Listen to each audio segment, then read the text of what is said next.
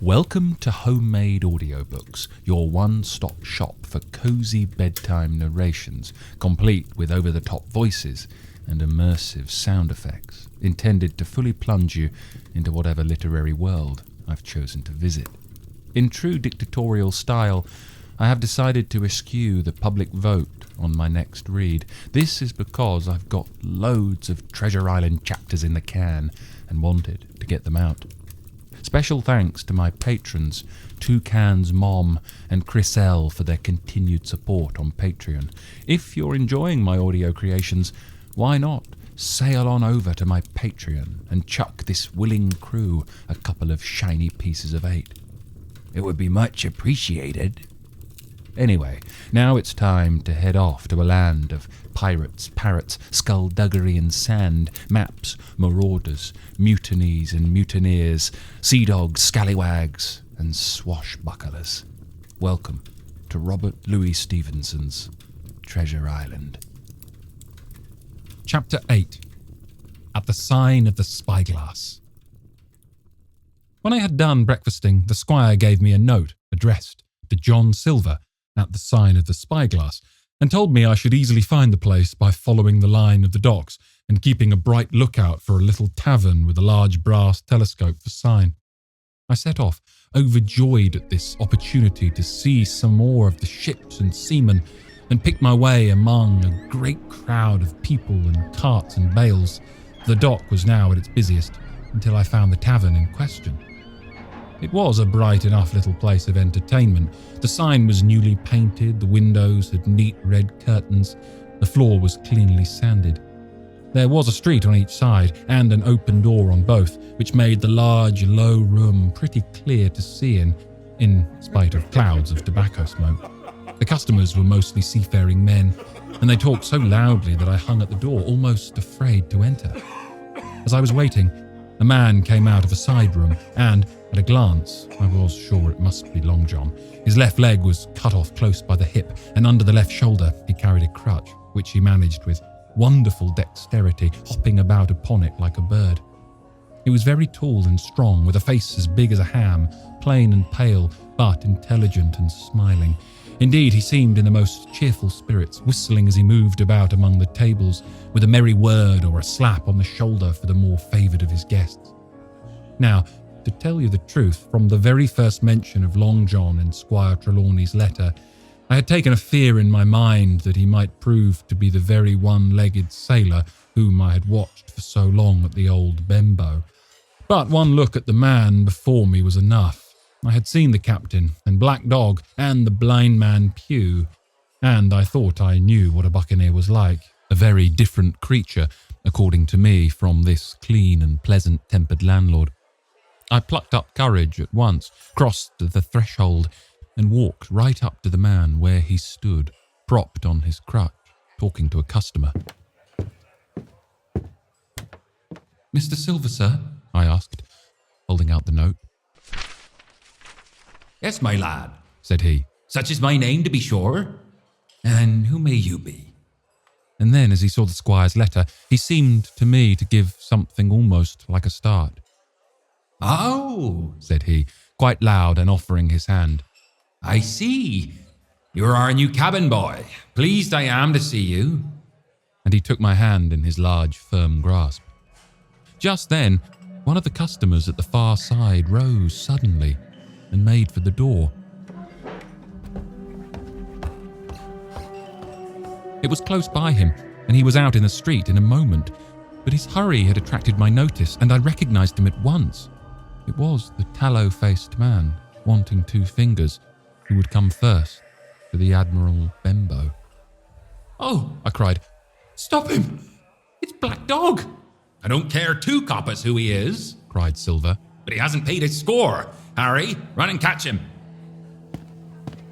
One of the others who was nearest the door leapt up and started in pursuit.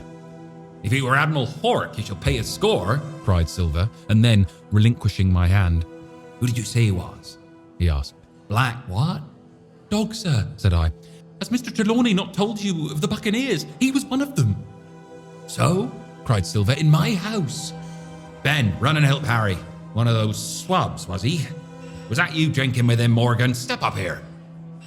The man whom he called Morgan, an old grey-haired and mahogany-faced sailor, came forward pretty sheepishly, rolling his quid.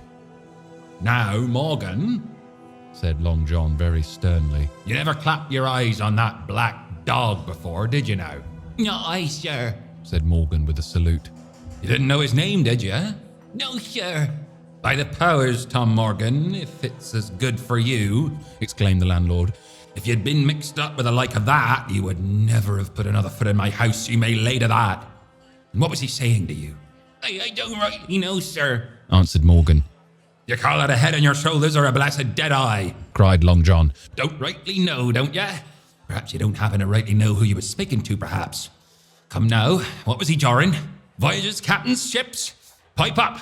What was it? We was talking of a keel hauling, answered Morgan. Keel hauling was, ya? And a mighty suitable thing, too, when you may lay to that. Get back to your place for a lubber, Tom. And then, as Morgan rolled back to his seat, Silver added to me in a confidential whisper that was very flattering, as I thought. He's quite an honest man, Tom Morgan, only stupid. And now, he ran on again aloud, let's see, Black Dog. No, I don't know the name, not I. Yet I kind of think I've seen the swab. He used to come in here with a blind beggar. He used... That he did? You may be sure, said I. I knew that blind man, too. His name was Pew. It was, cried Silver, now quite excited. Pew. That were his name for certain. Ah, he looked a shark, he did. If we run down this Black Dog now, there'll be news for Captain Trelawney. Ben's a good runner. Few seamen run better than Ben. He should run him down, hand over hand by the powers. He talked o' keel hauling, did he? I'll keel haul him. All the time he was jerking out these phrases, he was stumping up and down the tavern on his crutch, slapping tables with his hand, and giving such a show of excitement as would have convinced an Old Bailey judge or a Bow Street runner. My suspicions had been thoroughly reawakened on finding Black Dog at the spyglass, and I watched the cook narrowly, but he was too deep and too ready and too clever for me, and by the time the two men had come back out of breath and confessed that they had lost the track in a crowd and been scolded like thieves, I would have gone bail for the innocence of Long John Silver. See here now, Hawkins, said he. Here's a blessed hard thing, a man like me now, ain't it? There's Captain Trelawney. What's he to think? Here I have this confounded son of a Dutchman sitting in my own house, drinking on my own rum. Here you comes and tells me of it plain, and here I let him give us all the slip before my blessed deadlights. Now, Hawkins, you do me justice with this captain. You're a lad you are, but you're smart as paint. I see that when you first came in... Now, here it is. What could I do with this old timber I hobble on? When I was in Master Mariner, I'd have come up alongside him hand over hand and broached him to a brace of old shakes, I would. But now... And then all of a sudden he stopped and his jaw dropped as though he had remembered something. The score, he burst out. 3 goes to rum. Why, shiver my timbers if I hadn't forgotten my score. And falling on a bench, he laughed until the tears ran down his cheeks. I could not help joining, and we laughed together, peal after peal, until the tavern rang again. Why, what a precious old sea calf I am, he said at last, wiping his cheeks. You and me should get on well, Hawkins.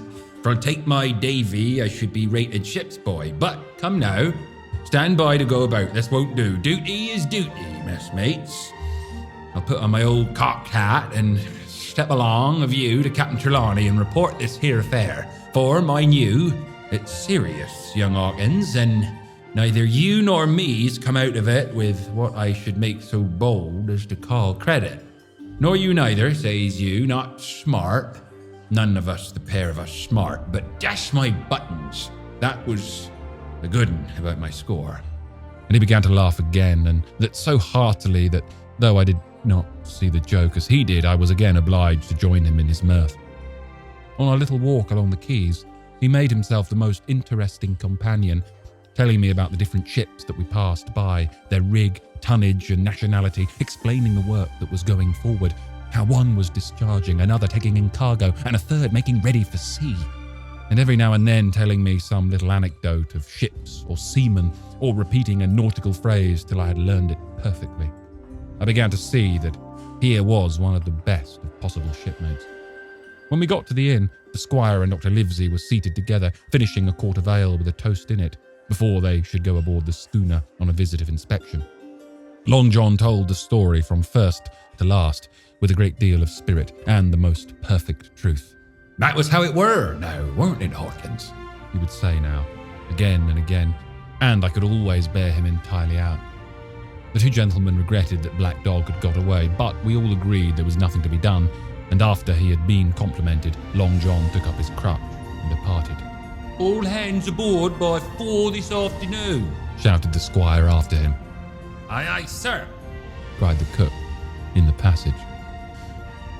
Well, Squire, said Dr. Livesey, I don't put too much faith in your discoveries as a general thing, but I will say this.